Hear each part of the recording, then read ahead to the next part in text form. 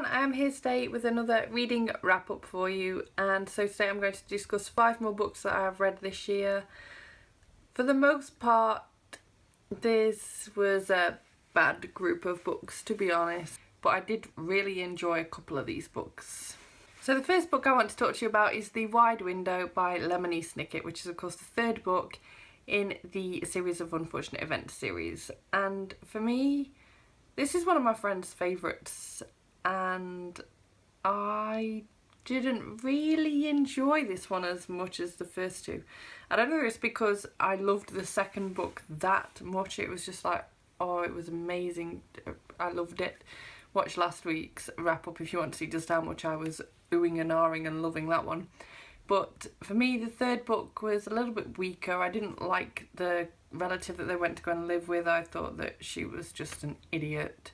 It did amuse me in places, and so it was a little bit of a letdown for me. So I actually gave this book 3 stars. Next we have a manga that I received from the publisher via NetGalley in return for an honest review. The Pixar collection for Finding Nemo. And the books in this collection are actually based upon the movies of them rather than any other stories, so the art is very representative of the movies, the storylines match the movies, and it's just a cute little read as much as anything. I really like the art in these.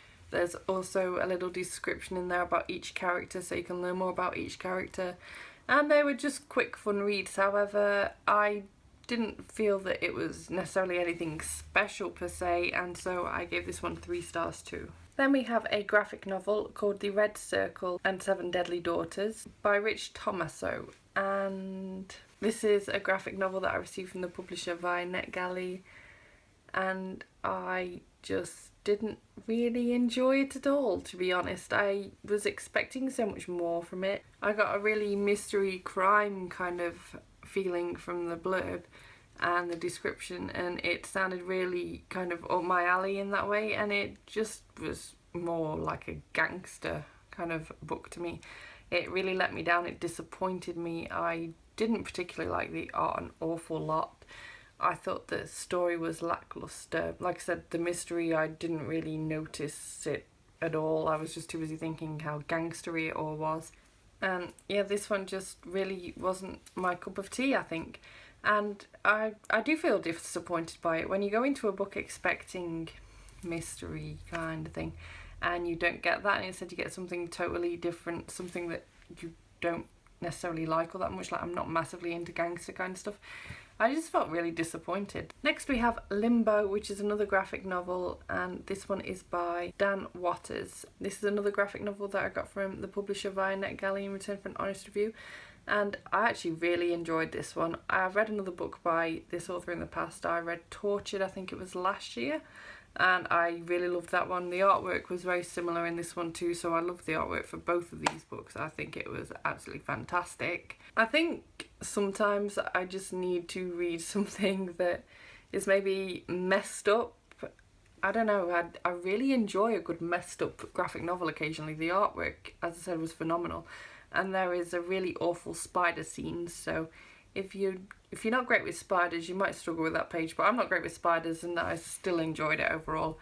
I just was really grossed out. It's really messed up, it's really weird, it's quite wacky, but I had a good time and I gave this book 4 stars. The final book I want to talk about in this wrap up is not really a book that you can just sit and read, and this is the Oxford Roald Dahl Dictionary by Susan Rennie.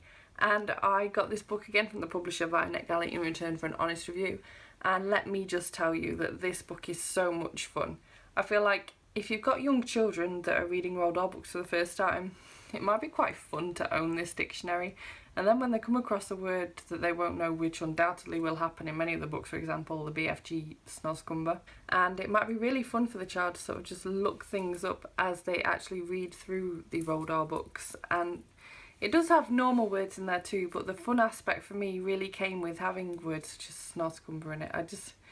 It's so fun to read all these creative words and to see their definitions. But yeah, it's not a book that you can really sit and read, but all the same, it's definitely a book that I highly recommend purchasing. It would just be a wonderful addition to anyone's bookcase. And of course I gave this book 4 stars because the nostalgia was just brilliant.